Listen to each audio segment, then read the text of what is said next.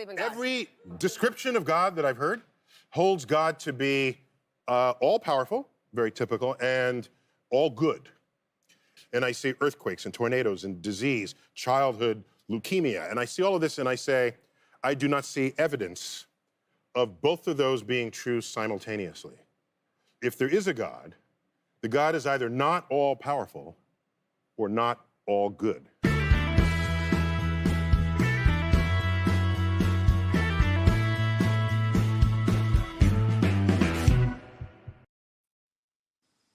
Forever thought-provoking, of course, the well-known Neil deGrasse Tyson kicking off episode 26 of this live podcast of an atheist, a believer, and a pastor walk into a bar. And I just adjusted my chair and it looks like I've cut the top of my head up, but I can fix that.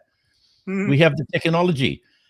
Almost at the end of June. Can you believe that? G'day, I'm Peter Rowe, your host. Great to have your company on this 26th day of June 2024, just gone 8 o'clock. Australian Western Standard Time, broadcasting from beautiful downtown Perth in Western Australia. Now, we're a mix of Christians and atheists here tonight, all trying to unravel the complexities that are belief. I'm not a believer anymore, which is why I wanted to set up this podcast to discuss what is ultimately, I think, the most confusing and intriguing thing in our world. The question, is God real? And if people claim there is a God, how can we confirm that that claim is true? To date, I haven't seen any evidence to confirm the claim. And to clarify, I was a believer for 25 years, but not anymore. So talking about God, there have literally been millions of gods. There's 33 million gods just in Hinduism alone, which is extraordinary. I want to know who the hell counted them. That was last count anyway. They're probably adding to it every day. And as far as other gods that we're all aware of, there's around about 18,000 of those. Put them all together. And it's amazing. And as far as I know, and I might be wrong, I'm not sure if anyone has actually ever seen in person any of those gods. Mind you, it would be pretty damn hard to prove whether you've seen a god or not. And that's the biggest issue for me, proof or the lack thereof. We talk more broadly on this podcast about belief. It stuns me how much the mystical is a part of so many people's lives. Let me clarify what I mean by that. I don't know whether you guys have seen it before. It's a show called Deal or No Deal with Grant Denyer. I don't know what channel it's even on, but it's a bit of fun. It's cool. Now, they've got 26 cases with various amounts of money for the contestant to choose from. They're numbered 1 to 26 to try and get the case which has $100,000 in it. The least of the cases is worth $1. It's a very difficult thing to get to the 100,000. I haven't seen it yet. I don't think I've seen one contestant just pick a number with the understanding that it is totally random. Not once. People pick numbers that they think will correspond with the right case based on birthdays, age, lucky numbers, etc. Anything but just picking a number and hoping. So many people live with strange beliefs and control their lives. What I want to talk about tonight is to what length people will allow their benefits to go, so they will make decisions that could cost someone's life. Tonight's subject is, how far are you willing to go for your God? Let me introduce the panel for tonight. Suresh Rajan is back with us again. Great to have you, Suresh. How are you going? Yeah, good to be back and nice to see all of you all. Fabulous. Richard Stawes. G'day, Rich. How are you? Hey, guys. Yeah, looking forward to tonight. Should be a good discussion. Yeah, I hope so. Luke not with us tonight, but we haven't seen for a few weeks. Good to have him back, Jason Jordan. G'day, Jace. Hello. One of the most confusing things about religion is which one is right, which one to choose. There are governing rules that might determine which one you can or can't choose. By and large, it's like a bit of a menu, if you like, in that the choice is yours. And man, there are some strange choices out there. Geographically speaking, that will most likely determine which one you choose, where you were born. Most religions are present in most countries around the world, so you've pretty much got a religious choice right across the board. It's a religious oyster, as it were. Which one sounds more yummy? That's the one you might want to pick. Are they all right, or are they all wrong? Or is just yours the right one? Now, depending on which one you choose, you might die unnecessarily. simply by not having a blood transfusion. If you're the one in need, your choice, fill your boots, go for it. But what if your 8-year-old daughter needs one? Otherwise, she'll die. As a parent, do you get to make that decision?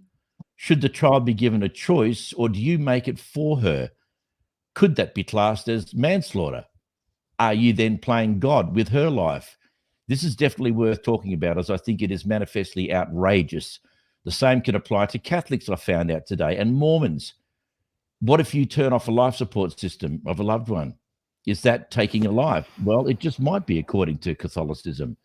To help us drill down on this enthralling topic, Suresh, who has first-hand experience on this subject we're talking about. Suresh, I didn't know until today that Catholics can face this dilemma about life support.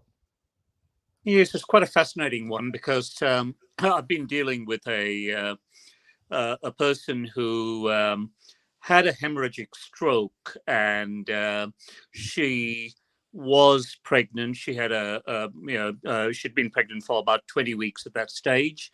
Lost the baby as a result of the stroke, but more importantly, the process of transferring her from Bunbury Regional Hospital up to Perth was a delayed process, and the impact of the stroke has just gone to a space where she is now pretty much in a vegetative state. She's only just come out of coma after 6 weeks, and I went to see her on Thursday. On Monday, and spent quite a bit of time with her and her family. They're from the Philippines, and accordingly, very, very devout Catholics who, predominate most of the Philippines. Now, after I had a conversation with the neurosurgeon, we basically were left with the position that the only thing that's keeping her alive at the present time is a tracheostomy that's gone down into her lung, and they're pumping air into her. And that's the only thing that's keeping her alive. She has no movement. She has no speech. She has no thought processes, nothing. And feeding is done via a peg into her stomach. And so really the prospect is for a lifetime of that and nothing more. And I had a conversation with the neurosurgeon, and we really had to, then I had to convey that whole conversation to the family. They felt they were engaging with me, but they were not engaging with the doctors. And so, whatever the doctors said, they weren't hearing and weren't listening to. So I had the conversation last night and indicated that we have to make they have to make some very serious decisions about life support and continuing that process, or actually removing the tracheostomy and then allowing her to see if she can breathe, which most neurosurgeons are saying is unlikely. And she's not in pain because she's got a whole stack of painkillers that are keeping her from pain. But at the minute that has stopped, she's just going to go into inordinate amount of pain as well. There are all sorts of issues that go to impact on her. The reality is that they're students here, so they don't have a permanent residency visa. They've already received one bill for the doctors, the hospital activities up to this point, and post any insurance payout, that bill is 48,000. We expect that the cost of keeping her alive is going to be off the order of $1 million per annum. And that's not going to be funded by governments. That's going to have to be funded by them. Your option then is to send her to the Philippines, where she will get no medical services and face certain death in a shorter space of time. It's those dilemmas that sort of got us to the point where the conversation I had with her mum and her husband was around the fact that we have to seriously look at whether or not we continue with the tracheostomy, or whether we just make that decision. what they found difficult to accept was that their faith actually said to them that they saw their faith, they interpreted their faith as being judgmental to them, insofar as if they were to stop that life support, they are effectively taking the life of their daughter, their wife. And that's what they found incredibly difficult to come to terms with. They spoke to their pastor last night. Their pastor then rang me.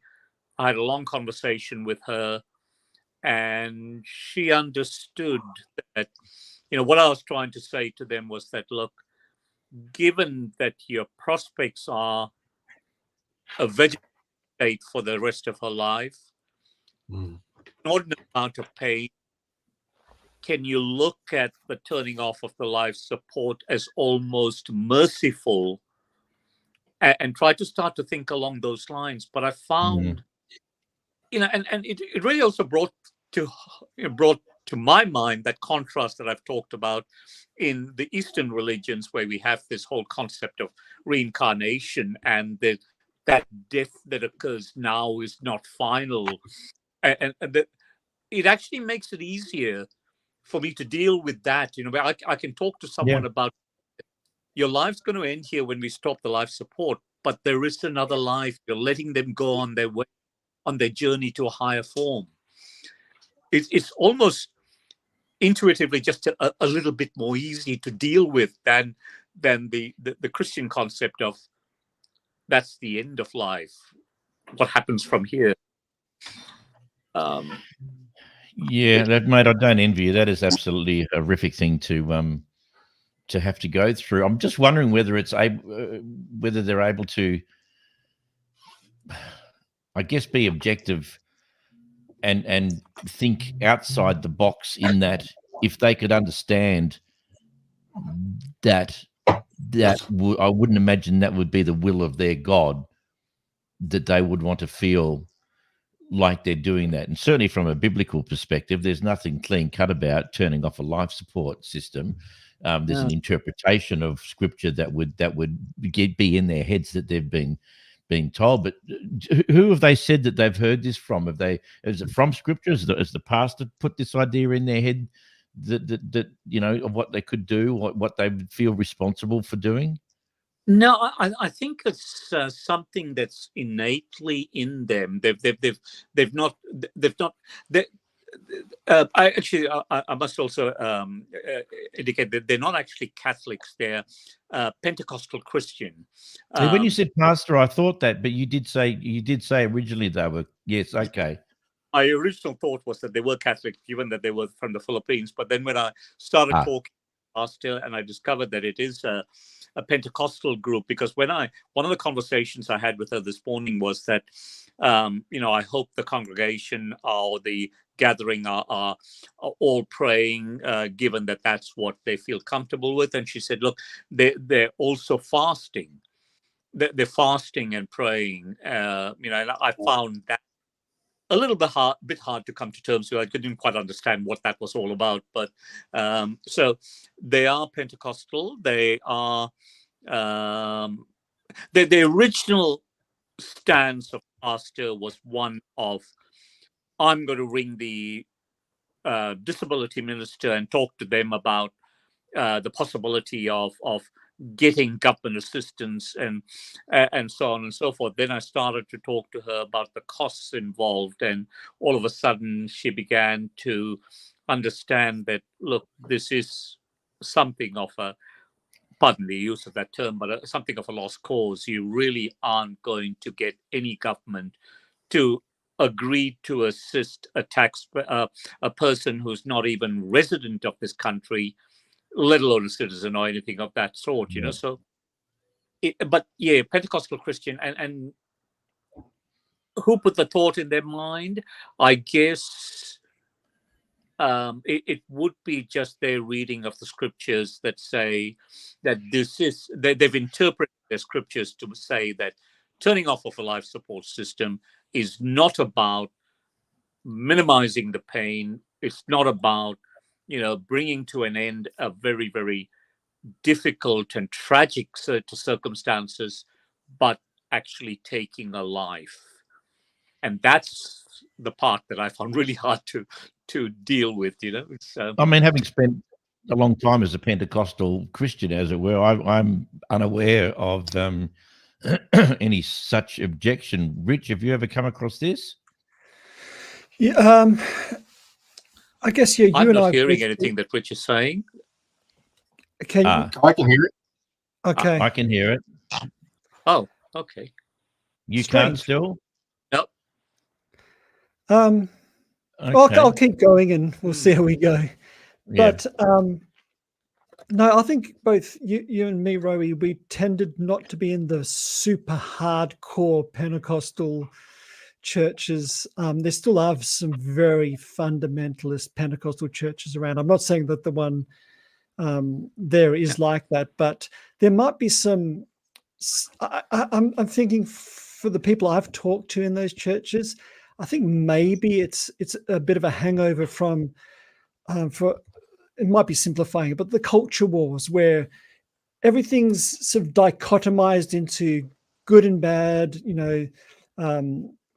God and Satan, good and evil, right and wrong, and probably they haven't had the ability to be guided down a very nuanced discussion on the ethics around this, and so they've just heard some sound bites from people around them around euthanasia. It's always wrong, and that's as far as it's got. So now, when it's in it's a very delicate situation, they maybe haven't been able to think all the way through it, and they've just sort of falling back on some very black and white thinking. And I'm hoping that their leaders are able to talk them through some of it, through the nuance of it, so that they're not feeling that judgment about it. So yeah. It's not very helpful. That's from their perspective. Did you hear any of that, Suresh, or you still can't hear Rich? No, still can't hear Rich at all. Can you just try turning your microphone, muting your mic down the bottom of the screen and unmute it? That might help. Okay, I don't know if that's better, Suresh. Yeah, still can't hear Rich. Maybe you need to... Can Richard hear? Yes, he can hear Yeah, you. I can hear you well. For some unknown reason, you can't. No. I'm wondering whether it's worthwhile. I see your microphone says you. Oh, you just put the mute on there, did you? Yeah, just try to just see. Rich, try that again. Okay, can you hear me all right? Yeah. Turn it off and on again. They're in the same room. Yeah. I can't hear Suresh now, ironically. Oh no, you should. No, I can hear you. I can. Good. We're a connected team again. Thank God for that. Suresh, I can hear you. Suresh, I can hear you really clearly, but it kind of sounds like you've got an Indian accent now. I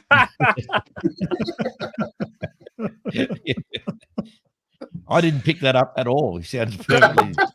I was going to say normal. That would be rude. So yeah, Rich, I like as you said, I don't think we moved in those radical circles. It'd be interested to know what they're actually really called. Often there's a clue in the name of how radical they are, and but this would be an interesting question for Jace, because of course he's one of the lucky people here who wasn't involved in Pentecostal churches or any churches of any sort. But what does that say to you, Jace? Of this poor family, not only are they going through hell, but let's kick them while they're down, kind of thing, and having to deal with the guilt of having to make that decision, and the church not necessarily. They're praying for them.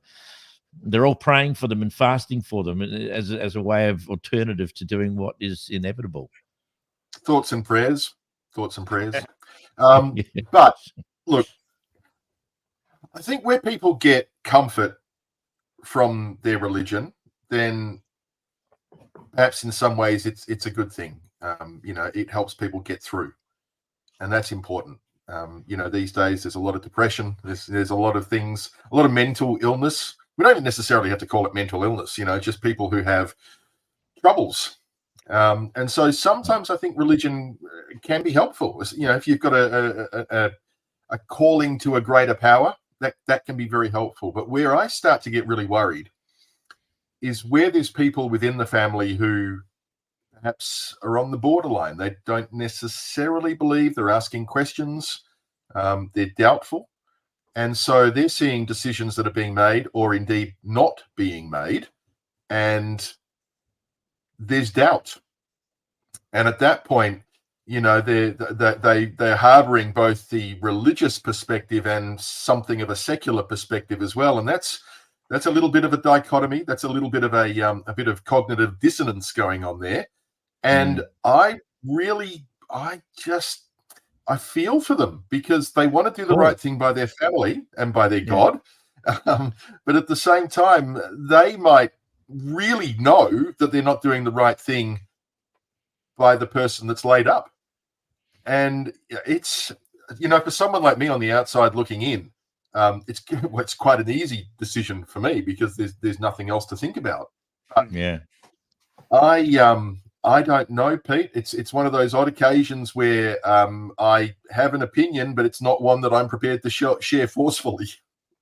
It's quite interesting, Jason and Pete and Richard. Last night when I was having the conversation with mum and husband, my focus was very much asking them to do the prayer, asking them to go and search for that part of the religion that would give them some comfort, that, you know, not the part that tells them not to take the life, but the part that says a miracle could happen and she could turn, you know, something good could come out of this. And the thing we could sort of hang our hats on was to say, at the moment, all that's going into her lungs is this machine pumping air. The tracheostomy has to come out, and what they're going to do is to look at the air passage above the tracheostomy, which is currently just blocked up completely with swelling. An ENT specialist is going to come there early part of next week and see if they can operate to allow that swelling to be moved aside so that she can start breathing and naturally breathing, and that hopefully will lead to some recovery. But the downside is an operation like that could kill her. So, you know, one neurosurgeon saying to me, don't even think about doing that operation. Just just leave the tracheostomy in there, because she will quite possibly die very soon from that. Don't even bother with palliative care. There is absolutely no way I'll be able to convince any minister for immigration to give them permanent residency visas either. Which then raises this whole question of who the hell's going to pay for all of this, you know? So I think, but back to your point there, Jason, if they get comfort from the religion, if they can go and get that comfort from the religion, whatever it is, you know, that's what I was pushing them towards last night morning, saying, go and say your prayers, do your things. It's just that harboring of doubt that, you know, it makes me feel for them, because there will be that sense of guilt there, because they're, you know, they might not be in tune with the rest of the family, and you know, and they'll feel guilty because of that, as well as guilty because of what they aren't doing for the patient. But surely the operation alternative gets them off the hook, as it were, because if she dies during an operation, then they're not in any way, shape, or form responsible for that. Unless they didn't pray hard enough. Yeah. Is it possible that somebody else, like, I don't know the legal ramifications of one of the doctors actually being the ones that turn off the life support? Is that a thing that can happen, or is they not allowed to? I'm not sure. I thought they wouldn't be allowed to, and I would have thought it would be something they would want a family member to do that, and, you know, either the husband or the mum to do that. To go against the Hippocratic Oath, of course. Yes. That they take. but the neurosurgeon I spoke with did say that they would make the process a little bit easier by administering morphine, dulling the pain, and allowing that to be a very, very, very easy exit from from life, as it were. So that it would still be a decision that needs to be made by the family members, and then the doctor implemented by way of the morphine administration or whatever it is. Mm. Yeah, It's an But if interesting dilemma, isn't it?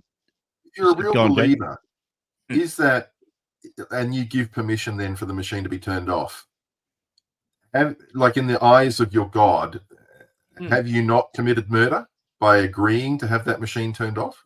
and that's what they're struggling with at the moment. They're trying to think of, how do we get to that point where we have to actually make that decision, and what is going to be, and they've placed that judgment on themselves. So I don't know that anyone else in the congregation is actually imposing it on them. They feel that that's what they'd be judged as people who have taken the life of someone else. It's incredibly bad state of mind, because they're likely to beat themselves up forever on that. 20, 30 years. It's an interesting dilemma, isn't it? The beginning of life and the afterlife as in the end of life, are equally as confusing about the debate of when a life exists in an embryo. And the same with this particular lady. Is she only alive because of a machine?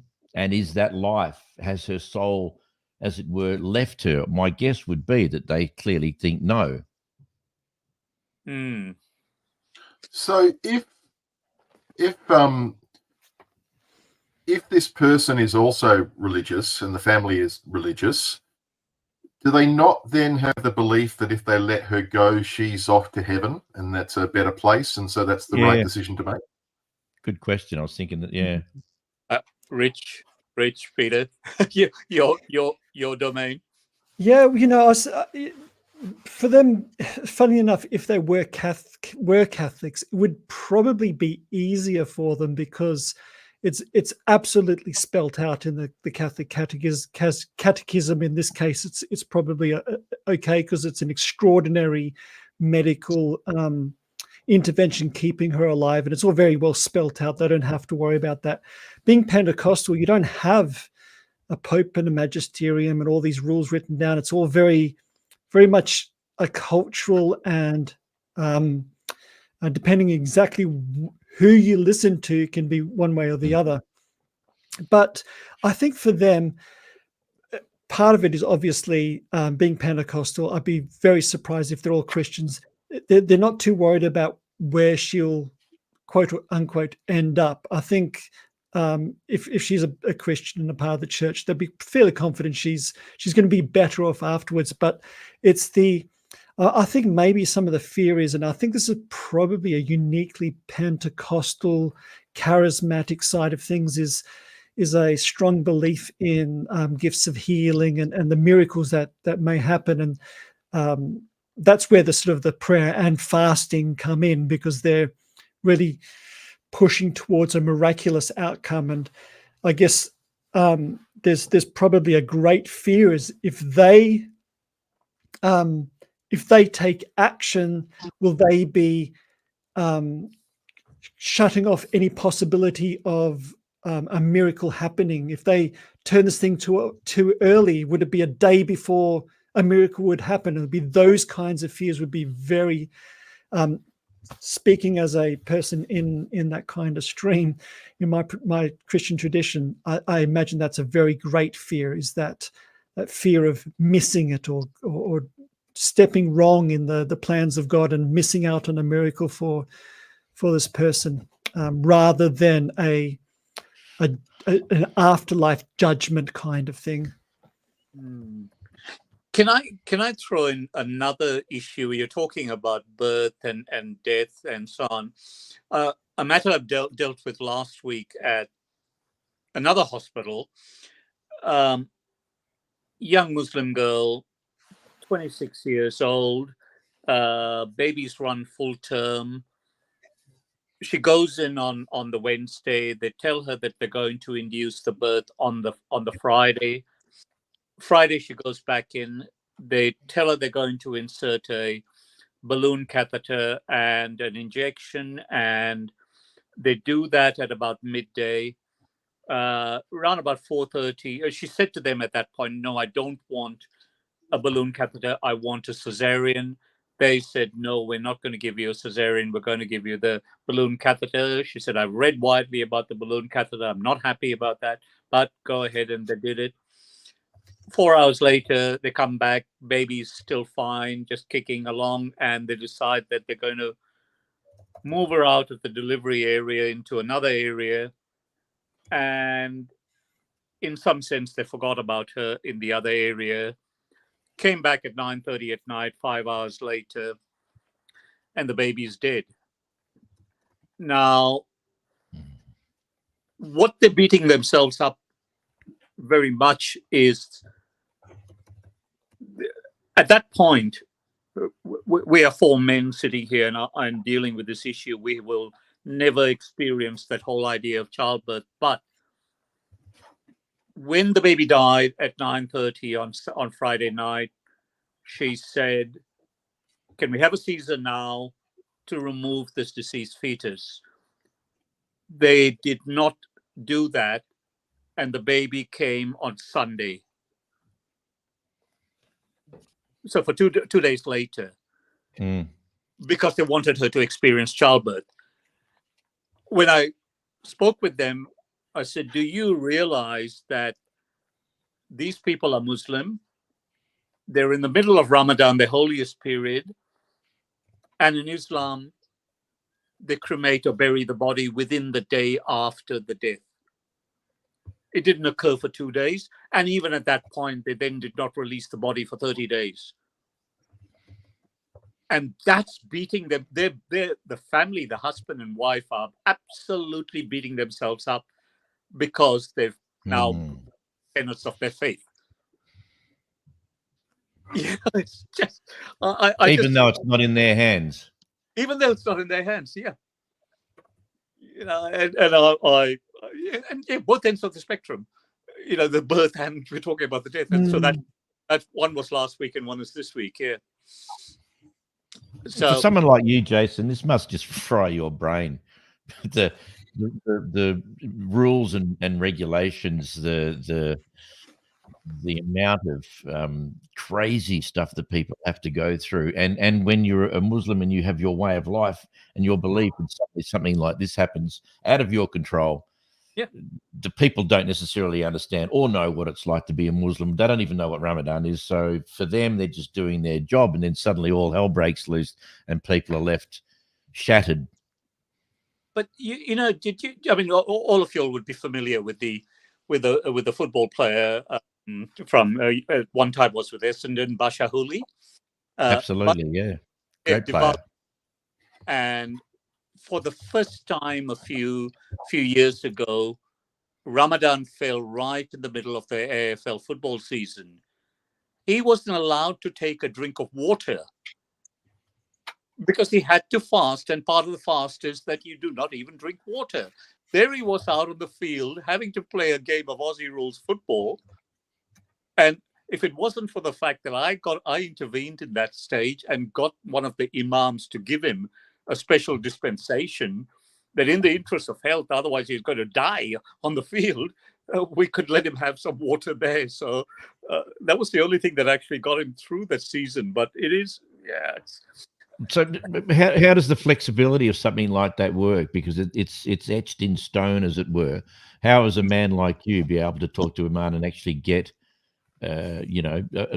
allow him to do, which was common sense, but obviously very much against their religion?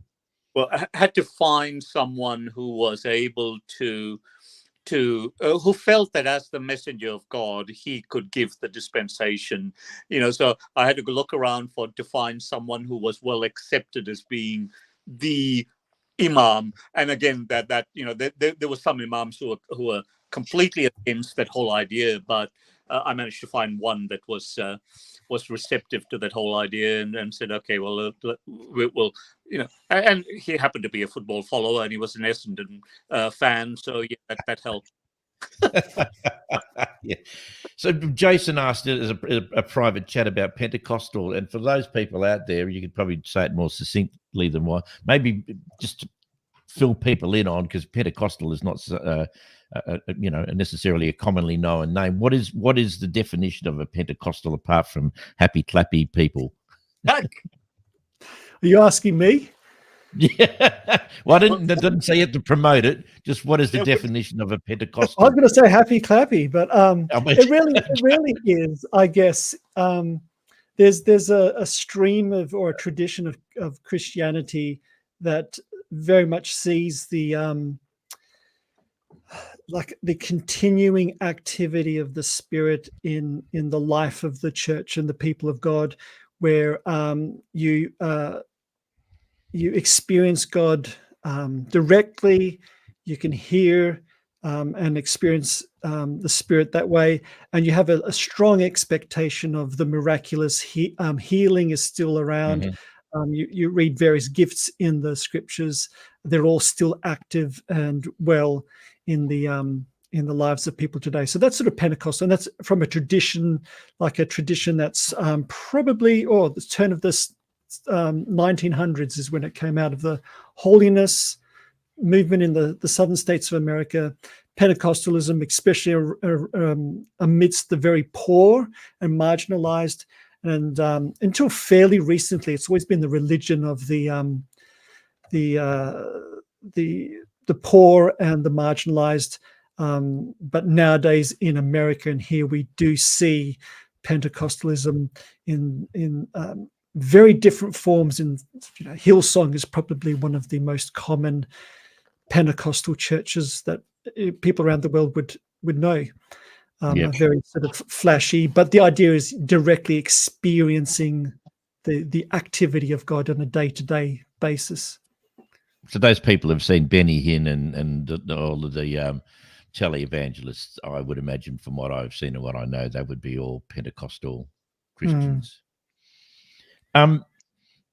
Let's move on to something that I mentioned earlier, which I about 6 months ago, I got a letter in my letterbox just from a random neighbor wanting to discuss God.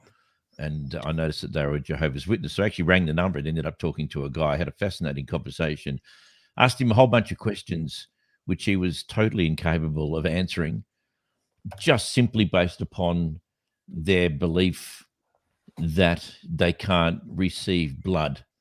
Therefore, they refuse blood transfusions. Often, if it's their own blood, the willing acceptance of blood transfusions by Jehovah's Witnesses has in some cases led to expulsion from and ostracization by their religious community. So this guy, and I said, so you had to have blood transfusion, you wouldn't do it? He went, no. And I said, why? And he said, well, because that's what we believe, which I thought was a fairly watered down answer. And I said, okay, so you wouldn't have one for you? And he went, no. And I said, what if your son or daughter needed a blood transfusion? How would you handle that? Would you let them, let's say they're 7 years old, 6 years old, would they be allowed to decide? And he went, no. I said, well, who would make the decision? He said, well, I would as the father. Wow. So, right. So you would refuse or allow a blood transfusion for your 6-year-old daughter? And he said, well, that depended. I said, on what? And he said, oh, well, we'd make a judgment on whether we think that it's okay. So I said, well, it's either okay or it's not. Which is it? And he said, well, I'm not sure. And I said, is it possible that you could decide that she won't have a blood transfusion and the possibility that she could die? And he went, yes. And I went, okay, so what's happening here? Are you the murderer or are you God? Which one are you? And he said, well, I'm neither. This is just what we believe. So it was frustrating. But anyway, I went on. just in discussion, a lot of questions came up that I would never have thought of before. He couldn't answer any of them. So I said at the end, I said, look, been lovely talking to you. Thank you so much for your time. Does it seem strange to you that this is what you've built your life on, the possibility of dying or having somebody else die by a decision made by you because you can't accept blood? And you've obviously got a scripture that would align to that. And I've read them, and there's nothing really definitive about saying, well, there's no such thing as blood transfusions, of course, back when the Bible was written, so it doesn't make any sense anyway. So I said, what are you going to do about this? He said, about what? I said, I asked you about 15 questions about your inner belief, and you can't answer any of them. This seems bizarre. Does it not seem weird to you? And he went, yeah, kind of. Look, maybe I have to go now. Nice talking to you. Bye. And I thought, this is what I'm talking about with this whole idea of the podcast tonight, the power of people's belief. Even if you analyze it and drill down on it, you can see that it really, in most cases, doesn't make any sense. It's illogical. It doesn't have exact specific references in the Bible that would allow you to make such an incredible decision of going, my daughter is not going to have a blood transfusion because I've read it or my pastor tells me that that's the deal. Thoughts, feelings, guys? I find this absolutely outrageous. I don't think there's anything in the Bible that says that you shouldn't turn off life support systems. Correct. Or have blood transfusions or not have blood transfusion. Yeah. Oh, no, there's not. This is the weird thing. Yeah. There will be some scripture which you can derive something from. Just why? Now, why someone looked at that and went, let's make this our religion. Let's make Jehovah's Witnesses, and Mormons also do it, depending on certain circumstances. But let's make it that we don't, whoever came up with the first thing, whoever the first person was that decided Jehovah's Witnesses was going to be, a religion, that let's have a look at this and let's pick a part out of the Bible and make it that we're not allowed to have blood transfusions. Someone makes you special, though, doesn't it? Special needs, that's what it makes you. Orange bus. Yeah, well, I think Jace actually hit it on the head with that because, for me, there's a couple of ways of approaching what you believe to be true about reality. And one of them is, careful thought, examine evidence, logical arguments, all of that kind of thing. But I see in these sorts of groups, belief functioning as the kind of currency that you have to hold in your hand in order to belong. And that belief around blood transfusion, there's 3 verses in the Bible that they cling to. 2 of them clearly are talking about eating blood. In fact, it says, don't eat blood. It's like, okay, well, you're not eating it. It doesn't go in your mouth. So there's one that says in the English, abstain from blood in the context of an animal sacrifice. I mean, it is so on the surface of it, got nothing to do with blood transfusion. It's not a rational conclusion in anybody can never get there rationally. Even buying into the whole framework of a Jehovah's Witness way of reading the Bible, you can't get there.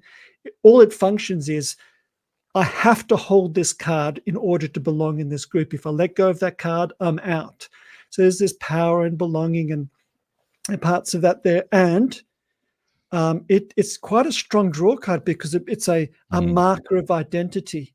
We're a part of the group that doesn't do this. This is how we know we're different and special and in, because we don't do that, or we do that. And it's not belief, as we talk about here a lot, is about a function of choosing a rational course toward truth. This is functioning very much in a sociological identity area, as far as I can tell, and probably and more powerful. It's clearly something that harms themselves and the people around them. It's a basic misinterpretation of the scriptures. And when you actually have a look at the reality of what Christ would likely have said or would say, it would be more along the lines of, don't do anything that's going to make you die prematurely. Do everything you can to survive and be healthy. Exactly. Well, it's very strange because Jesus Christ himself said, if you don't drink my blood, you have no life in you. So like he actually Mm. said the opposite of a lot of the groups said, which is funnily enough in a lot of the cult groups, a lot of what ends up coming out as these shibboleth beliefs that, you know, these are the things I have to believe to belong, are almost the opposite of what's actually fairly clearly articulated in a lot of these things. Yeah, you're Yeah. right. As Greg has just put on cult thinking, and we have done a podcast on cults, and absolutely, most easily identifiable, I think, is what we discovered from the amount of religions around that were cults, was the control, the abnormal, the weird, the strange, the bizarre, which, you know, fits in pretty well with Jehovah's Witnesses and Mormons and Scientology. If you're one of those three, I've just insulted you. I'm terribly sorry, but and as we discovered when we talked about cults, there are elements of Christian groups that are also very culty in the way that they run So themselves. would you say that Pentecostalism itself is cultish?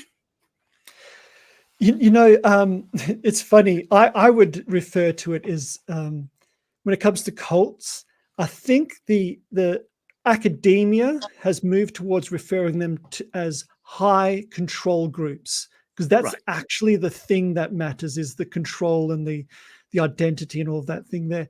I tend to call it cult-like behaviors or cult-like features, and 100% Pentecostals do can, depending on the church you're in, can have very strong cult-like features to it, which is very troubling to me. I am thinking about this episode.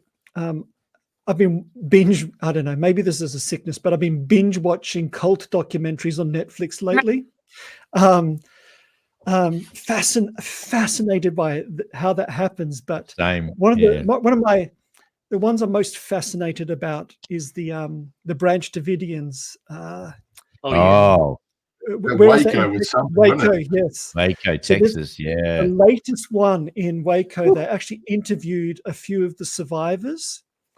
And what was incredible to me, they have been out, quote unquote, of that cult for far longer than they were ever in it. Decades they've been out, and yet they're still in the cult. Oh yeah. The cult hasn't left them. They've left the cult, but the cult hasn't left them. And anybody who's in these kinds of churches, it's very I highly recommend watching it and pay close attention to what one of the ladies, one of the mothers of the children who died in it, what she says about defending the whole awful mess and all of the illegal, immoral things that she allowed to happen to the children there.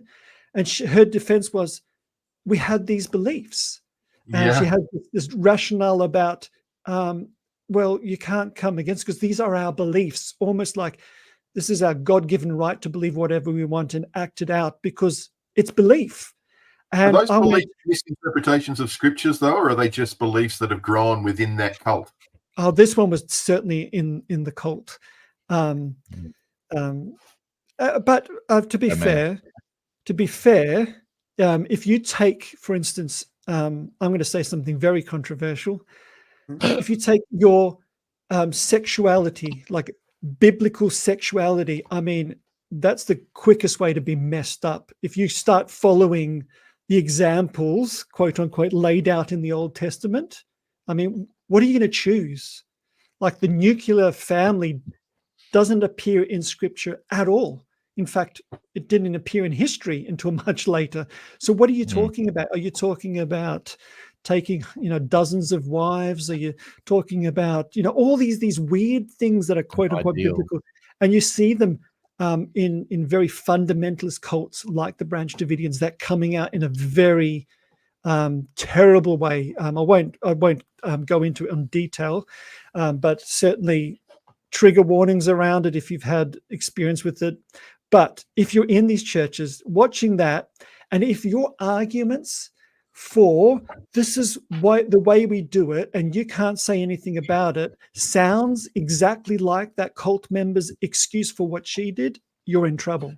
Mhm. If it's not based on, this is a very human way of being, this is what science backs up, this is what the best thinking around ethics means. But if you just revert to this is what I believe and therefore it is something you just have to allow, we're in big trouble. And that's why I find those things very useful to watch if you're in churches with cult-like features, because then you can tune yourself away from that. If you're not going to leave, at least tune yourself away from the bad bits of it, if you know what I mean. And the giveaway, Rich, is always a huge degree of control over its people. That is the number one representation, I think, of a cult, is that there is a leader who controls it. I mean, the sannyasins come to mind, the orange people, as they used to be called. It was all based on deviancy and sex and underage kids and the whole bit. It was, shocking. I just want to backtrack onto the how far are you willing to go for your God question, and introduce Catholicism again, but from the priest. I was looking at this today, and from the priesthood, I find it amazing that their God, who they're obeying, they're not allowed to marry, and sex is out, unless down the track, after you've been a priest and you've been celibate for a while, then you're not willing to obey your God, because then you start abusing. And I'm not suggesting all priests are abusers, but let's face it, there's been an absolute litany of the amount of abuse within the Catholic Church. I just find that quite bizarre, that you have to give up for your God marriage, tick the box, give up sex, tick the box, give up and become celibate, tick the box, not a problem.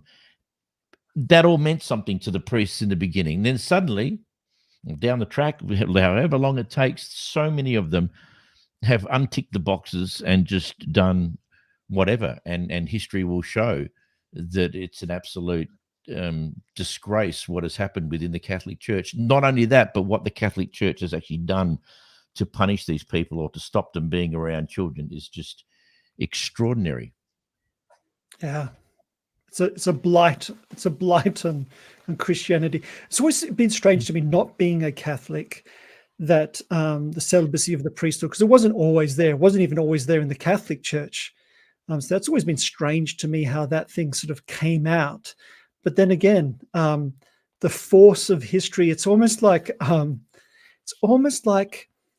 you paint yourself into a corner, because you sort of, over the centuries, start making statements about infallibility of papal teachings, and all you need is one sort of crazy pope to say something a little bit crazy, and you're stuck with that thing for the rest of your existence, because you've built yourself in.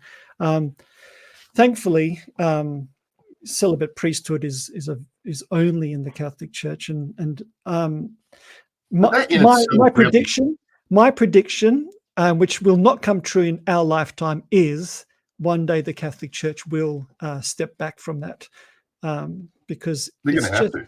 It has to. It's just so against human nature. I don't know. Richard, I actually think that's the main reason why they are against contraception, is because the best way to grow your church is to give birth to your new members. It's a very successful growth strategy. It really is. But it's strange. We look at religious extremism, and let's put it on a number line, and in the middle, I guess we've kind of got your basic standard everyday Christian. And then as we move further along, you kind of got the Catholic Church, and then you have your Pentecostals, and go even further. And then we're starting to get into that whole wealth and prosperity Christianity stuff. And then when we're talking about extremism here, and then you start getting into the cults like your Branch Davidians and that kind of thing, and the stuff with the guy called Jim and the Gatorade down in South America. And, we keep going along further and further and further. And people start making excuses for their bad behavior against other human beings based on what they interpret, either the scriptures say or within their cult They have their own belief structure. Mm. And so it gets to the point where you start seeing people going in and shooting up the patrons of a gay nightclub, or, you know, walking into a mosque in New Zealand and shooting up the people who are in there as well. I mean, that kind of behavior, that sort of religious extremism, the stuff that people are willing to do for their God, that is where I have my problem with religion. I don't have my problem with religion where people have their one-on-one personal relationship with their God. That's fine. There's no issue with that.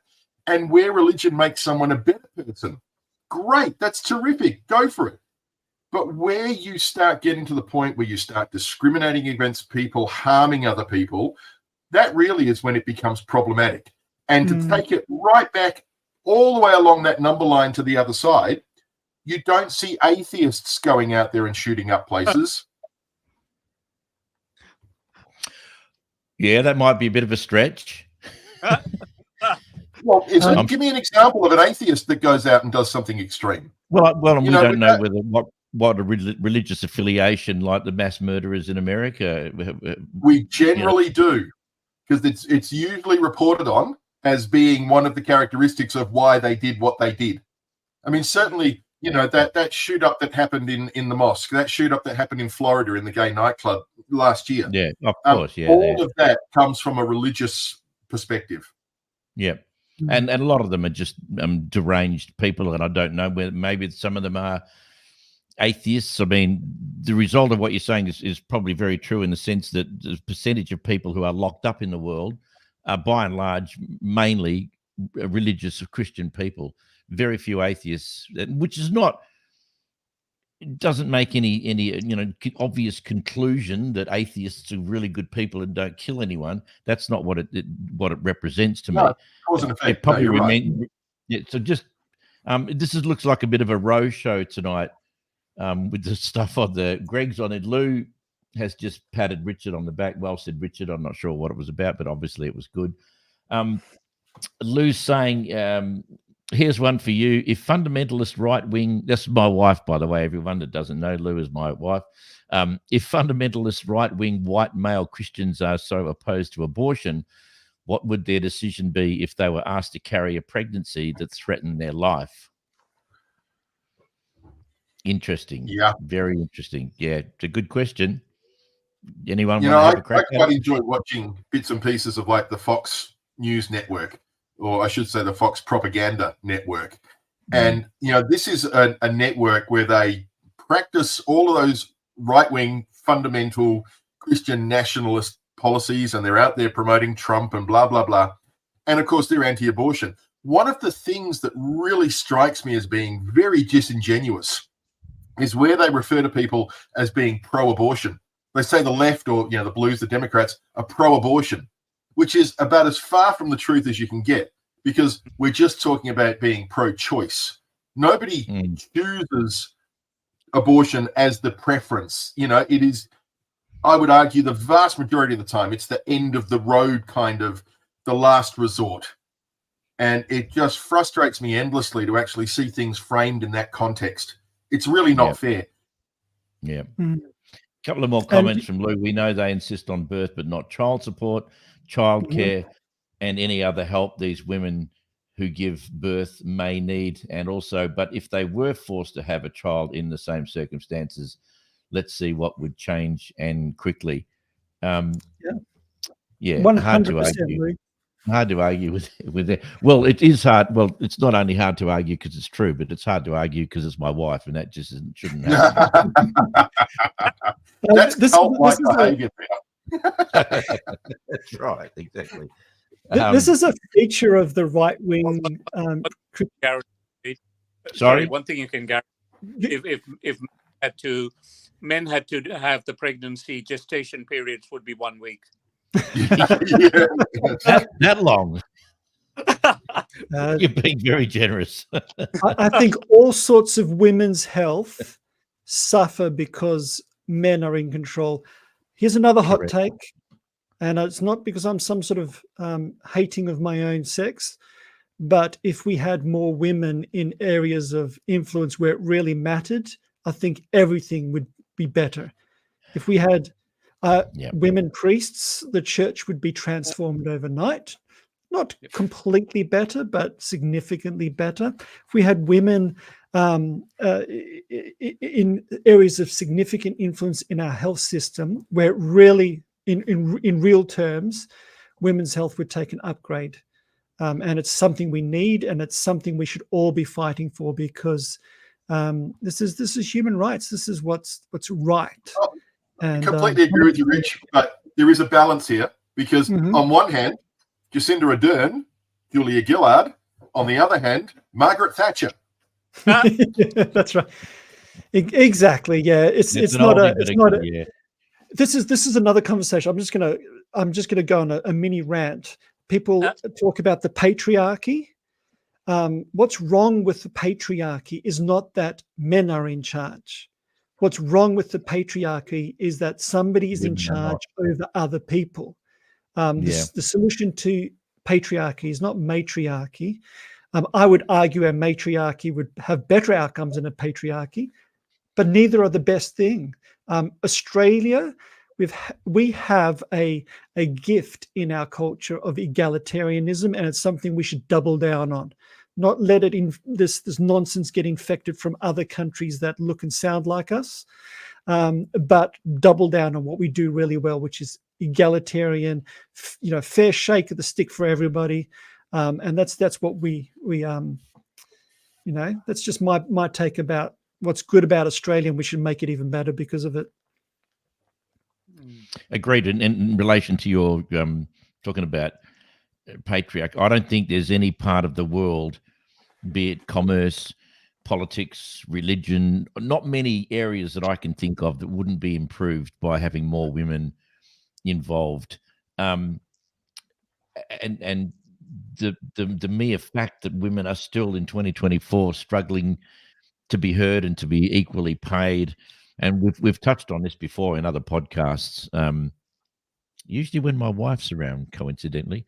But she's very much a staunch feminist, and I agree 100% with what she talks about and the way she talks about it. It's and you're 100% right, Rich. It's not a matriarchy is not the best alternative to patriarchy. I think that absolutely that just shifts the authority over the other half of the people who currently don't have it. That's not a solution to anything. I think there's far better ways of getting to the. I'm finding that the podcast tonight is not very exciting because we're all violently agreeing with each other way too much. Yeah, all right, let's turn. You're rubbish. That's such rubbish, Jace. Don't talk crap. What are you talking about, mate? Is this the right room for an argument? Yeah. See, I knew it. The atheists are turning on each other. That was never 5 minutes. Oh, now. God help me. Lou, I don't apologise for being crude, because for me, there are no language barriers. Where was she being crude? I didn't see any. No, we missed that comment. Floating through. Yeah, maybe it didn't come up. But is there anyone else out there besides my wife and my brother? I mean, we don't want to monopolise too much, Just okay, I've lost where I was. Where was I? Where are we? What are we doing? The other thing that is worth talking about too is that things that people are willing to give up because of their God, not necessarily stuff that they find logical, if you like. One of those that Lou and I were talking about this afternoon, the sanctity of marriage, where I must stay with my husband even though he beats the crap out of me every night, because that's the godly thing to do. And this was something that Rich will know about because of being, being involved in a not necessarily Pentecostal, but a church.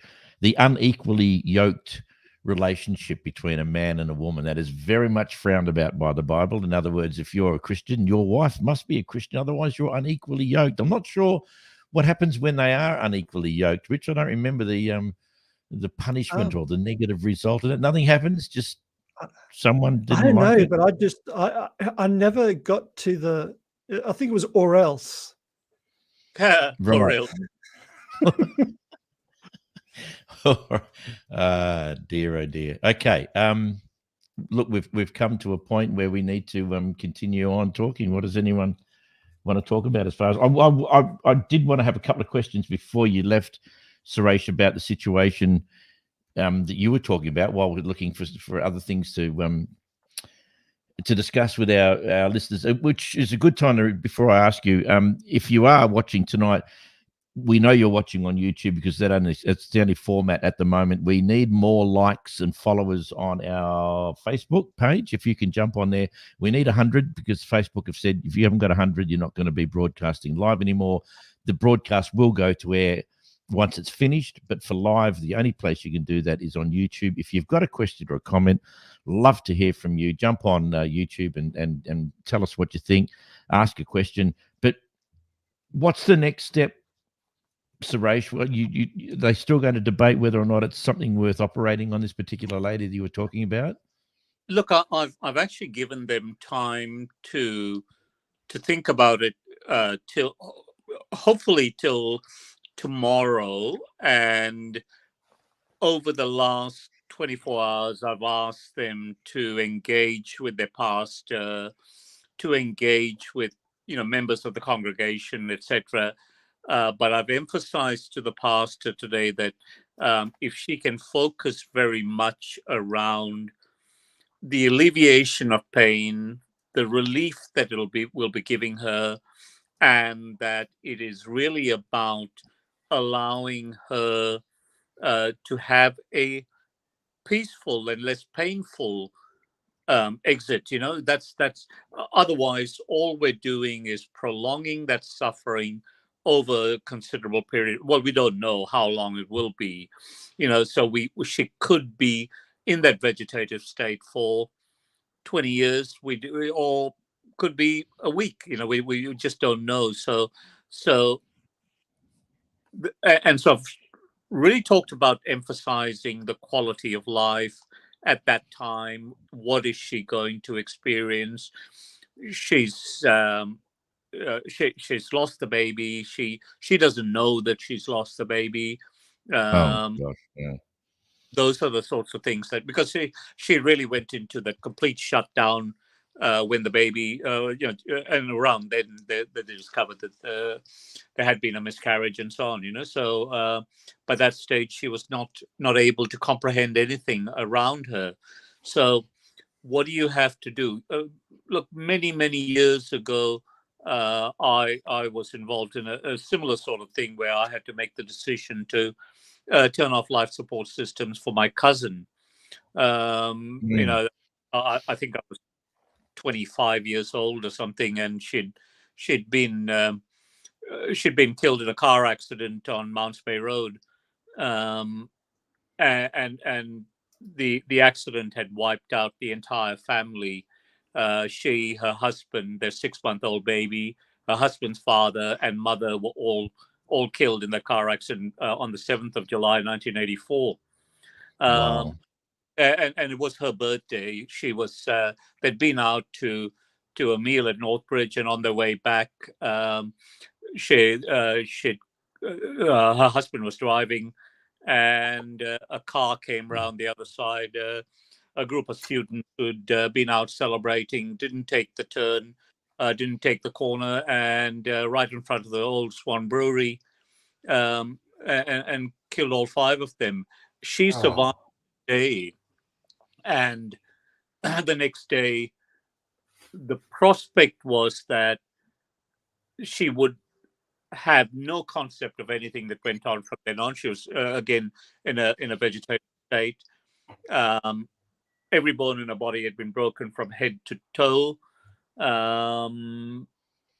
She was surviving on the life support, and her parents in India then asked me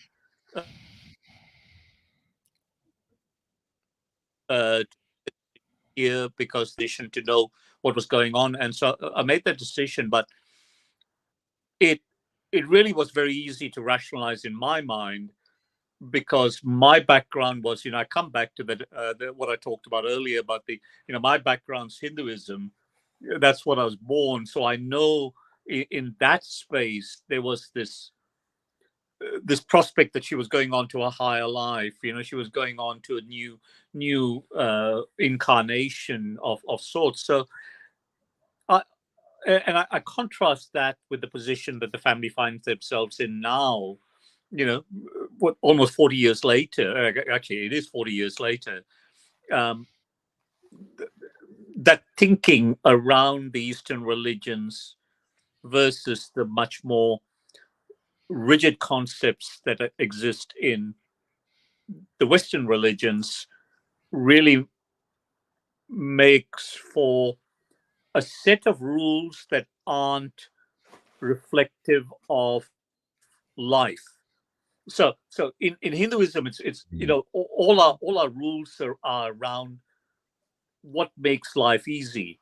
Well, you don't eat a cow because the cow's the one that gives you milk that allows you to survive. Very practical.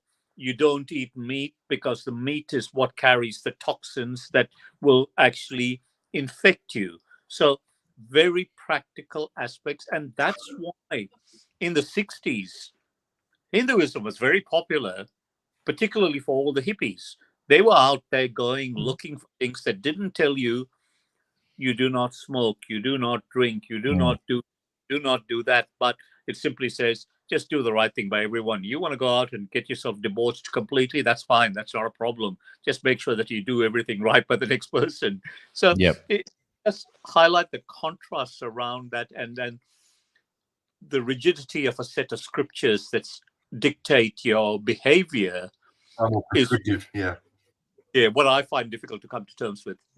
Well, I think we've seen tonight a fairly good representation of rules and regulations that often don't make sense, seem illogical, actually impair people's ability to grow and to strive and to live a good life without ticking boxes of rules and regulations. It was one of the things that I hated in my 25 years of being a Christian is the rules and regulations and how you're made to feel guilty and a second-class citizen and a bad Christian if you don't adhere to them all. But then you can ask for forgiveness, and then it all goes away. Literally, you can do whatever you like. You can spend your whole life murdering people. Yes. And on your deathbed, you can ask for Jesus to come into your heart for forgiveness, and bang, and off you go to heaven. That is according to a lot of people, a lot of Christian groups. I don't think any smart thinking persons would subscribe to that necessarily being a thing, but I don't know. I really don't know. So just before we wrap up shortly on that talking about that family, one is, could you please pass on our deepest sympathy and love and I'm not going to say thoughts and prayers because it doesn't mean an awful lot, but for them, to give them a bit of comfort.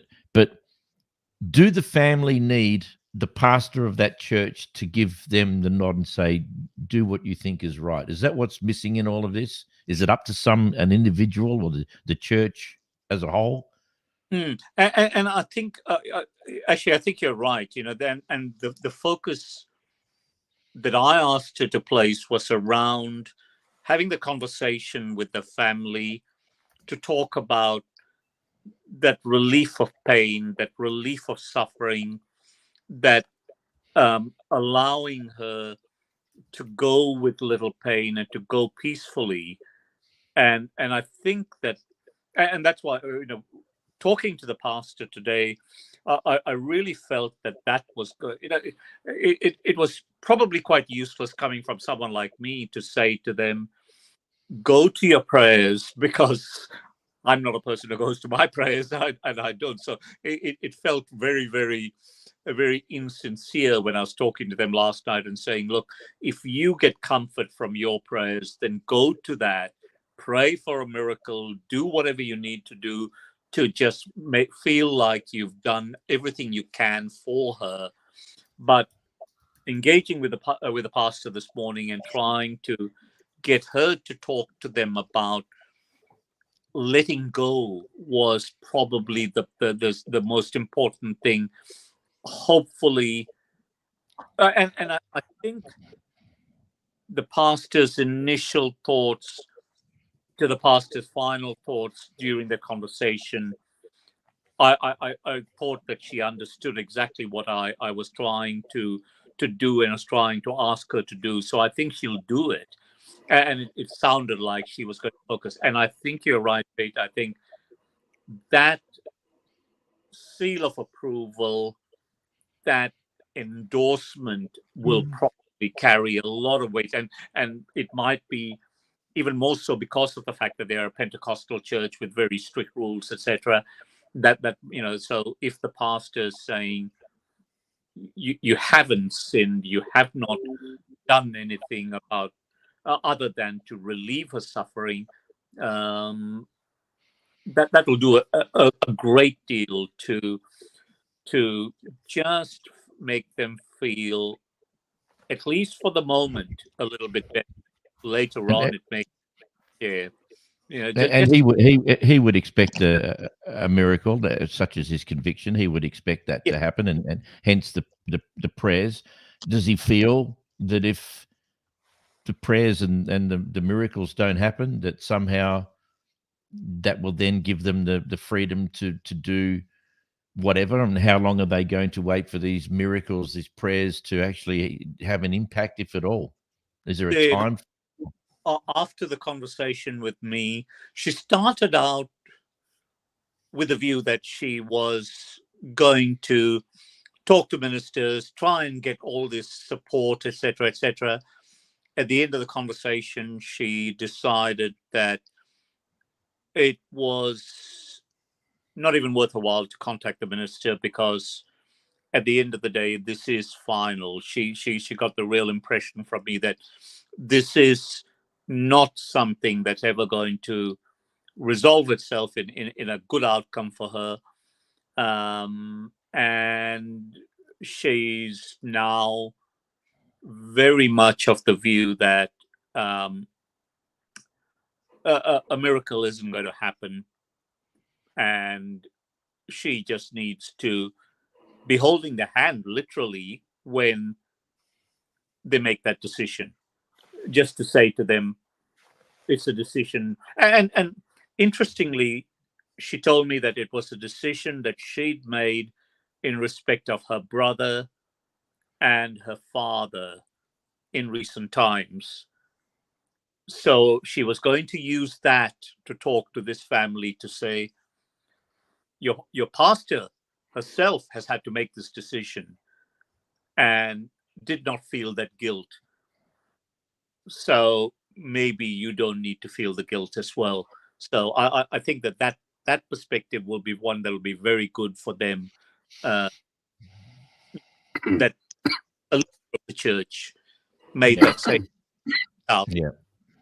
discussions there. Yeah, I hope so. If they need to talk to somebody separate from that, I'm available. Yeah. For a different perspective. But look, we wish them all the best. There doesn't seem to be a good outcome, unfortunately. But hey, look, you are a walking example of what can happen in spite of a diagnosis and in spite of a darkness looming over you. You turn that around. It does happen. Your case, it wasn't a miracle from anywhere other than your ability and determination as a man. Oh, look, I was very careful not to mention any of that to the family yesterday, because I didn't want to give them some false hope, So it was very much a case of saying, look, this is rather final, and this is, we really are at a point when we start thinking about her quality of life. Yes. Yeah. Let's as I said, give them all the best from us Thank you. When you see them. So going back to the heading, Gentry, how far are you willing to go for your God? Obviously, that's a slightly loaded question for you, Jace, but has anyone got any more thoughts about the things that we do, which are kind of seemingly crazy in order to serve God, and the guilt that goes with it if you don't? Rich, you must have something. It kind of This is something that I harp on about regularly. But when I look at what people are willing to do for their God, I look at all the big conflicts that we've got in the world at the moment and recently, and I look at what happened in Northern Ireland, the IRA. I mean, that wasn't just a land war over what England had and what Ireland wanted. That was Catholics versus Protestants. I take a look at what happened in Yugoslavia in the early 1990s. I mean, at the end of the day, that was basically Serbs, Croats, and Bosniaks, and it was a conflict between Orthodox, Catholic, and Muslims. And take a look at the Uyghurs up in China, and they practice Islam. I just look at all of the conflicts that we've got around the place, even the whole Israel-Palestine thing. That's not so much about a land grab. At the end of the day, it's Muslims versus the Jews. And that's what frustrates me, is that we've got people, killing children in the name of God.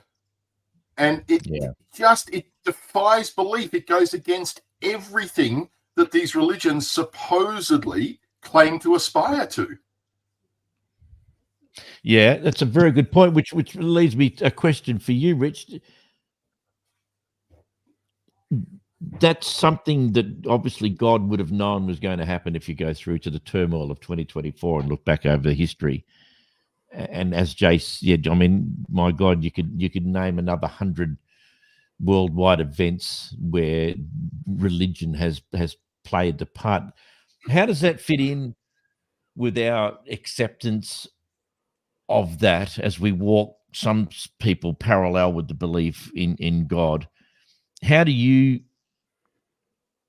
sit with accepting that and trying to kind of get it in your head how this works for you as a strong believer in God and the Bible? How do you what's the word I'm looking for? Starts with R. Reconcile? Yes, that's the one. Thank you. How do you reconcile to all of that knowledge and understanding? Yeah. It's in one way to talk about that is and I'm not alone in this. I think this is probably the original or the early ways of people when we talk about religion. I differentiate between religion and like religious ideology. I separate them completely. I think the way I use the term religion, there's no plural of religion. There's no religions. There's religion, which is the human quest for God. Let's just call it that, in a sense. And so there's a Christian experience of it. There's a whole range of them. I won't get them, but that's a quest for God. Where you get into trouble is religious ideology, and it's funny because for me the word to capitalize there is ideology, because we see many conflicts around ideologies. They do it in the name of God because their conception of God is shrunk down to a God that supports their group against another group, which according to religion can't be God. Because if God is, there's only one God, he's the God of all. You can't have a God that's for one group against one group. That's a demigod or a demiurge or something lesser, and by definition not capital G God. So I differentiate those, and then I'll look at it's the ideologies, and they're really all formulated around. I think some recent authors, what's his name, Gerard. He's talking about scapegoating and that sort of, how do we deal with the inherent violence in society? We get our scapegoat the other, and we all direct our violent energies towards that, expunge it out of ourselves and throw them off the cliff. And for a while we're okay, and then we need to find the next scapegoat stop the self-destructive behaviors that we have. And we just see that into conflict when it's the ideologies that conflict. And I tell you what, when religion becomes an ideology, it becomes violent and terrible and all the things that Jace talks about. But we see ideologies in political realms. We saw it in Soviet Russia and even atheistic ideologies causing incredible violence. And they behave just the same as these religious ideologies. They're just the same kind of find the person on the other side and attack them because they don't see the world we see it, and they must be expunged, all that sort of stuff. So that's how I reconcile myself. I have a bit more of a nuanced way I categorize religion and religious ideologies and what's going there, which funnily enough puts you in big trouble with people who are in the same religion as you are, because they're acting as if their religion's an ideology and not the quest for God.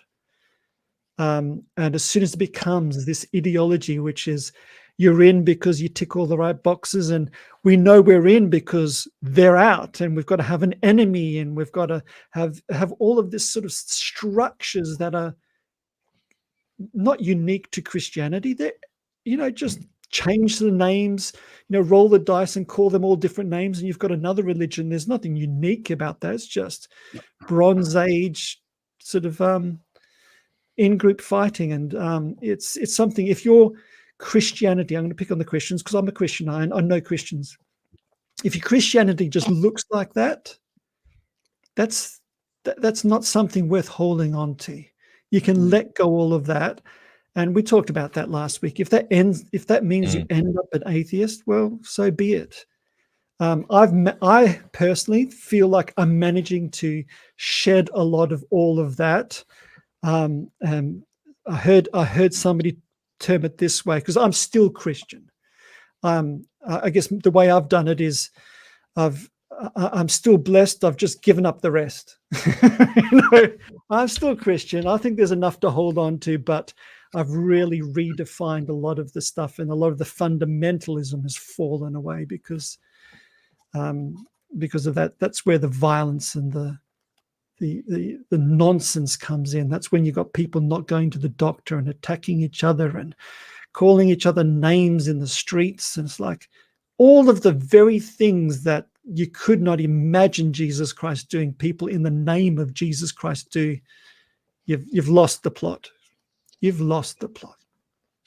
Would you be willing to consider, and we did this for the podcast about the aliens, would you be willing to consider everything you've just said then could very well reflect perfectly a world without God, that it is behaving, and I put this question forward a few times, that the world is exactly, to me, as you would imagine, a world where there is no God, loving God. It could go either way. It could go that there is a God, but that we're still humans and we're still a mess and we're still evolving, blah, blah, blah.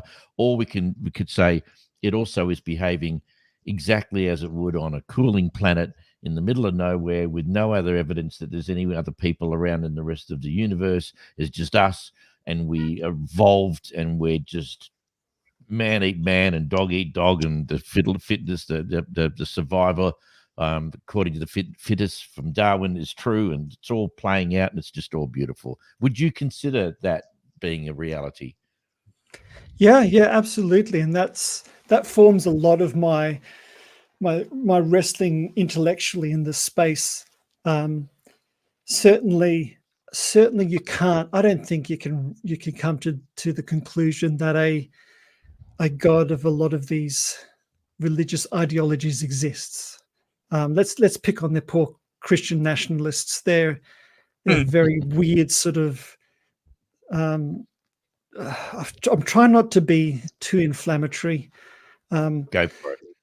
But like the God of the white guy, sort of, on our side, who does all these things, and you say the right prayers and magic happens and all that sort of stuff. That God, you look at the world around us, and that clearly can't be true because of what you said. So then the decision is, well, that God or concept of God cannot be true. So is there another conception of God that could be? And that's where I think philosophy and the discussions around philosophy become very interesting. I think we've talked about this before. At the moment, I think for what I understand, it's more plausible that God is rather than God isn't. Capital G God, not little g religious ideology God. I just can't get over that. Why I'm still a Christian, that comes down to personal experience. There's a lot of like the phenomenological personal experience of Richard in his Christianity that I'm still looking for a better explanation without elements of that being true. So that's where I'm at the moment. I don't hold anything absolutely. You can't and still be intellectually honest. So nothing's held absolutely, but you've got to hold something. You can't just drop everything without reason. So what you ended up carrying as a child, you sort of end up by default carrying as an adult. And some of the things I've had to take out of my hands. At the moment, God and Christianity, I haven't had good reasons to put them down yet. That's what you said, a very interesting thing there. I was trying to think of the word that you said about that seems to you to be the most logical that there is, rather than there is plausible. Yeah.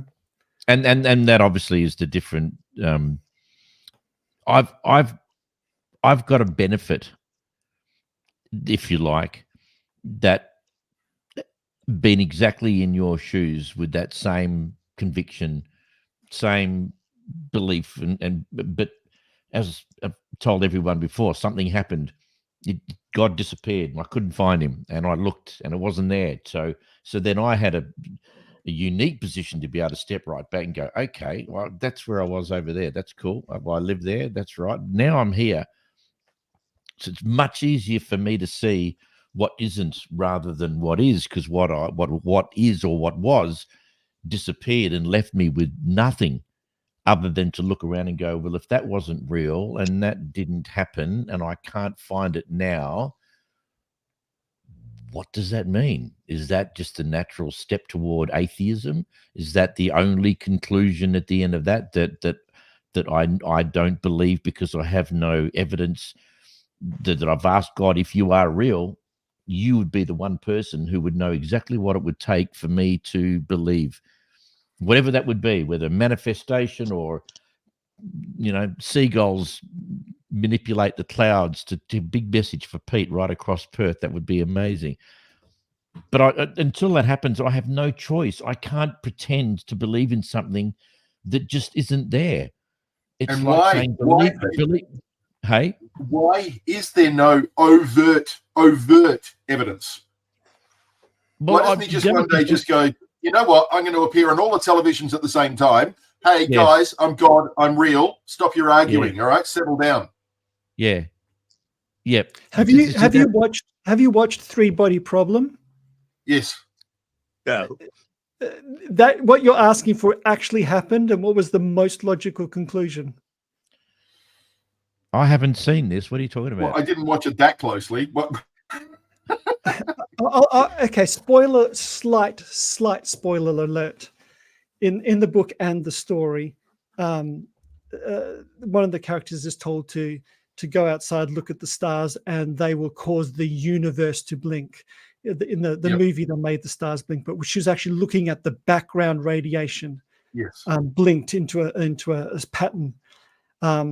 That's evidence of God, that in that sort of layer. But the obvious conclusion was no, there was actually an intelligence that could manipulate the physics to cause that to happen. Our physics, what's his name? Arthur C. Clarke, I think, or one of them, their statement that any sufficiently advanced scientific breakthrough is indistinguishable from magic to those who don't have it. I don't think you can. I've tried imagining different scenarios. I don't think you can come up with a foolproof God moment saying, ta-da, I'm here, without an alternate explanation. I don't think you'll ever get there. But that's But then because why you're isn't thinking as a man, not as a god. If God could do it, God could do anything. But And why no, the only person- you're deferring the intellectual rigor of that to a, trust me, there must be a way. I just can't be bothered thinking about it. What's wrong with that? Come up with a scenario that cannot be explained. That's not up for us to do. That's for I know God to no, do. no. But what I'm saying, I don't think there's anything you can experience as a human in 21st Well, Rich, century. you must have. You must have. Not that rises to the level of empirical proof. But you're an don't intellectual, think there is. intelligent man. Let's go back to the beginning, when God was around. People did see him. Moses spoke to him. He was real. He exposed himself to a point where he went, there was no question, it was God. Why can't he do that now? I think you're confusing a fundamentalist reading of ancient scriptures with fact. They're religious stories. Yes. How do you know? I mean, it's from not the true? religious people I've talked to, why is it that God's only chosen to reveal himself to some people and not everyone? Well, I think I see a whole bunch of goalposts like frantically moving in front of me. I'll take a step back. I don't think you can come up with any scenario of human experience that will prove God, like you guys are saying. I just need something to prove God, and then I'll believe him. I don't think there's any scenario you could come up with that I couldn't fairly quickly say, well, what about this? Not But mathematical, logical proof. But that's absurd that we can never know then. No, but this is the nature of God what we're works in talking mysterious ways. I know. Yep. Uh, And yes, and that's why in anti-intellectual or sub-intellectual Christian traditions, you hear that a lot, because it's hard to think this through all the way. Is very, very hard. Or it could be really easy and he could do it. No, I'm saying you cannot come up with a scenario that I won't say, but here's an alternate explanation that is Occam's razor, probably more likely. It's Sure. more likely you're having a delusion. It's more likely that there's this. And then all the way to, it's actually plausible that an intelligence higher than ours is manipulating physics. And you will have to say, okay, that's a possibility. If it's a possibility, there's no proof. There's only if they can do that, plausibility. that's godlike anyway. What's that? If they can, Yeah, if there it's was an godlike. entity that could do that kind of thing, then that's godlike anyway. And I mean, from my own personal definition, anybody that could manipulate reality like that is good enough for me as evidence of God. See, and then that we get right down to the point where what your definition of God is not God. Not in the classical theist definition. What you've just defined is what I would call little g God. It is indistinguishable from a anti-intellectual fundamentalist definition of God. It does. It's even if that thing existed, you would still have to ask, yes, but where is God? Because that is not God. That may be a God, that may be God-like, but the God of classical theism philosophy that gets toward that is a different kind of conceptualization of ultimate reality. Now, you may conclude that the evidence is plausibly on the other end. There is no such thing. I think you have to live with some conclusions, such as the breakdown of a lot of what we take for granted in the scientific method breaks down at a point, and you just have to go, magic happens, or the equivalent, scientifically speaking. So there's some things you really have to wear if you go down to that point. I'm happily holding on to logic as a feature of actual reality and not just sociological convenience. I'm happy holding on to mathematics being a feature of reality, not something that breaks down at the point there. To do that, I have to hold on to the concept of a transcendent big G God. If you don't, I think you have to let go those as a feature of reality. They break down somewhere down, whether it's the end of time or the end of the quantum bits and pieces. I think there's a lot, all I'm asking is if you make a conclusion, live with all of the implications of it. Don't borrow from Christian thought and import things that are only true if there is a God into a universe where you say there is no God. Live. Just let me jump in, Rich. Sorry, before Suresh. That's right. I've said my piece. Very interesting. I like it, and I don't want. I'm not dismissing it. I just No, go for it.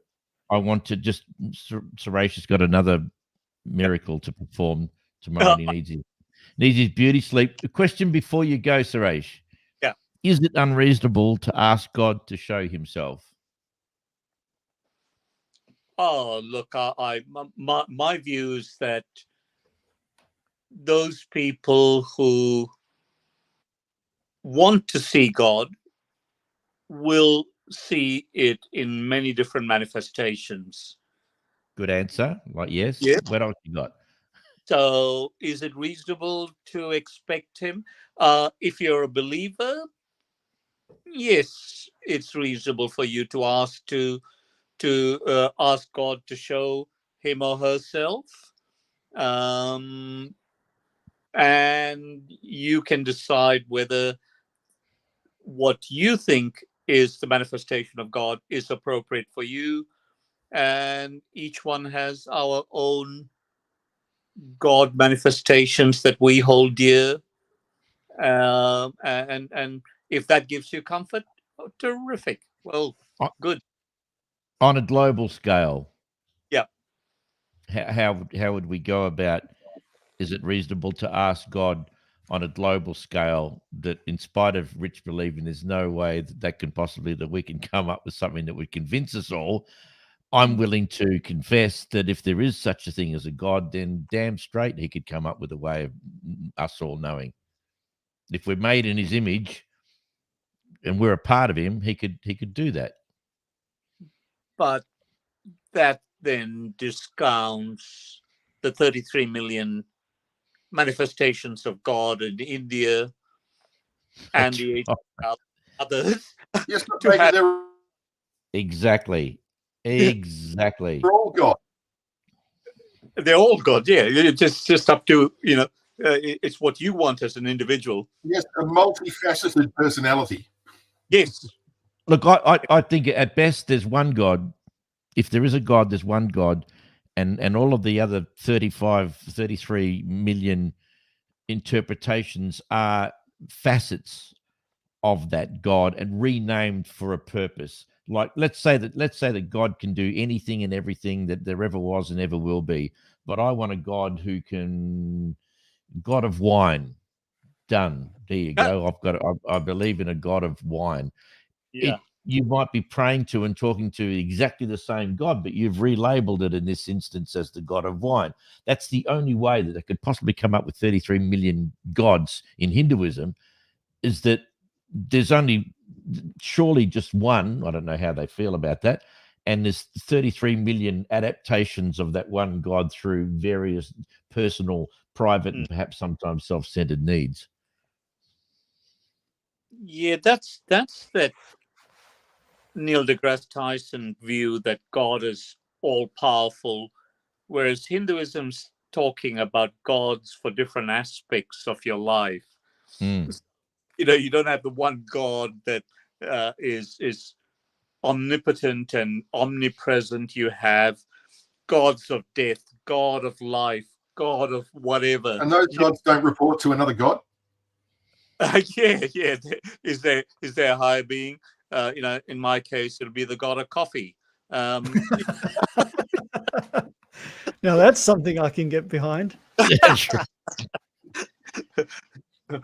So yeah, I think whilst we have, and I think the very first episode of this the podcast that I got involved with, we talked about the geographic representation of God, and your God was determined by where you happen to have been born.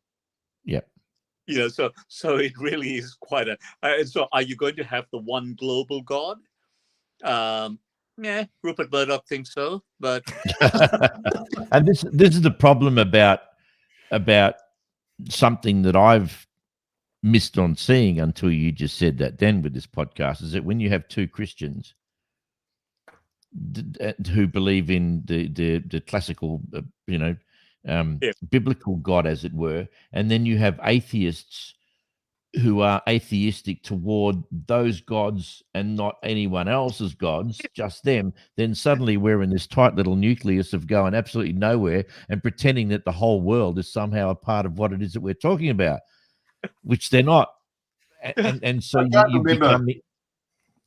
Who actually said this, but they were talking about all of these gods that they have in the Hindu world and historically all the Greek gods and everything else.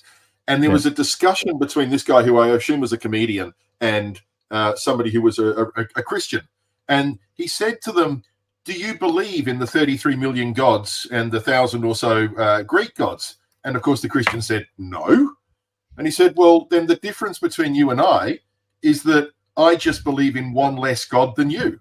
It's Ricky Gervais talking to, brilliant. Talking to one of the talk show hosts in America. Yeah, that's right. I just saw that clip this week. Oh, really? Yeah. Well, I hope I related it okay. Yes, you did. Look at it. It is absolutely. I just believe in one less God than what you do. It's It really kind of. There are so many things that I hear in my life that I think, well, that's it right there. That's if you look at the geographical argument, that your belief is based upon the likelihood of believing in whatever the god or gods are in the country that you're born in, that to me is the end of the argument right there. It has no validity outside of that. It makes a mockery, if you like, of just saying you believe in what you believe in because you were born here, nowhere else. That's game, set, and match as far as I'm concerned. But it really does put a fatal blow to the exclusive religion. You're right. Yeah, but not enough to convince you to go, well, this is obviously bullshit. well, I qualify thereof. with an exclusivist view of religion. You can be a Christian without having that view. So that's one of the things I had to take out of my hand, was this exclusivist view of religious ideologies. See, I don't do that as a trap, as an intent to disprove or disable. That just jumps in my face. Saying, hang on a minute, I've never thought of that. I didn't think about that when I was a Christian. No, me neither. I didn't think about the geographical. No one ever put that to me, and I've never thought, hang on a minute. Of course, I'm a Christian. I'm in Perth. It's probably most people I'm going to run into are most likely to be Christian, which they were. Come to my church, blah blah blah blah. There we go. I'm a Pentecostal Christian. And if you look back and go, well, that's a bunch of things that happened. The typical Pentecostal would say, that was God manipulating you so that's what happened. So you'd end up in the right church and the right God and the right faith. Sounds very, very parallel to all the conspiracy theories that are going on around the world at the moment. Yes. Those globalists are at it again. Look, it is absolutely fascinating. It is, and it's also getting very late. It's nearly 10 o'clock. So I think maybe we should wrap it up. Any final conclusive statements of some degree of substance or hilarity? Well, I don't want to, I'm not discounting religion in general, but I think it would be of value to most people who do suffer under religion. And when I say suffer, I don't mean suffer in the conventional sense of suffer, but who are under the weight of religion. To actually go and read a little bit of one of the most well-known philosophers, Nietzsche. Now, he's well known for saying God is dead, but that doesn't actually mean God is dead. It's a misinterpretation of what he said overall. But the general idea of what Nietzsche is saying in terms of God no longer being required by modern society, thanks to scientific advancements and moral grouping and so on. One of the things I like in particular is his idea of something called the Übermensch. Read up on it, because that will actually give you a much better idea of where I'm coming from. What's it called? The what? The Übermensch. Übermensch. If you just read Nietzsche, he'll talk about it. Yeah. Okay. And what was that film you mentioned? But your three of you had seen. Three Body something. Three Body. The Three Body. Yeah, it's on Netflix. If you like sci-fi, I think I like hard sci-fi. and Three Body. As good as it gets at the moment. Three Body what? While we're making recommendations, Richard, you should take a look at a very short series called Devs, D-E-V-S. All right, we'll do. Brilliant. Netflix? Right. Netflix. Well, it asks the godly question as well. Okay. The best. Wow. Best kind of question. I love recommendations. Fabulous. Gentry, thank you so much again. Now, we have been talking parallel about getting some guests and stuff. So if you guys hang around after we say goodbye now, I've just got a couple of things which I'm sure you'll enjoy hearing about, some future guests coming up on, including and both Richard and Jace saying we need female people. I've wanted that from the start. It's hilarious when we sit here and talk about the patriarchy and how much better the world would be with a few women, and yet we don't have any. And look, for dear listeners and viewers, it's not from want of trying. I've got a couple of women lined up that I want to have on, but we're going to start off hopefully next Wednesday with our special local guest each week. John Lewis recently retired, as it were, from 6PR, who was a radio announcer there and talkback, mid-dawn announcer for over 34 years. He, hopefully, according to Jace, is going to be our first guest next Wednesday. So we'll talk about all sorts of things, including find out what makes him tick. Everyone has a belief in something, I believe, whether it's Christianity, whether it's just belief in the stars and astronomy and all sorts of stuff. But we'll dig down a little bit on John. He's a lovely guy, and I look forward to catching up with him next Wednesday. Saray, thank you so much. Good luck with your continued work with these people, and I hope there's somehow some sort of a positive outcome. I hope so. Thanks, guys. Much appreciated. And I won't hang around for your conversations about guests, but I'll catch up with you all later. Good on you. Thanks again, mate. Take care. Here we go. Suresh Rajan, of course, one of our regulars on the show. When we can get him, he's a very busy man. He's always doing something, and it's always about other people. Mm-hmm. He is a treasure for what he does for people. He's got no connection or need other than kindness of heart to be involved with these people. The amount of people he's got out of the shit over the last God knows how many years, it's just fantastic. So, hopefully we can catch up with him again next week. Jace and Rich, thank you so much. Thanks to everyone watching, tuned in. Don't forget, if you want to watch the replay or even the whole thing, if you're bored, it's good viewing. It'll be available on Facebook and on YouTube as well. Next Wednesday, we actually head into July, which is really, really scary already. Next Wednesday will be the 5th of July, 24. Thanks again, everyone. Love to have your company. Let's do it again next Wednesday. Thanks, guys. Cheers. See ya. Bye-bye.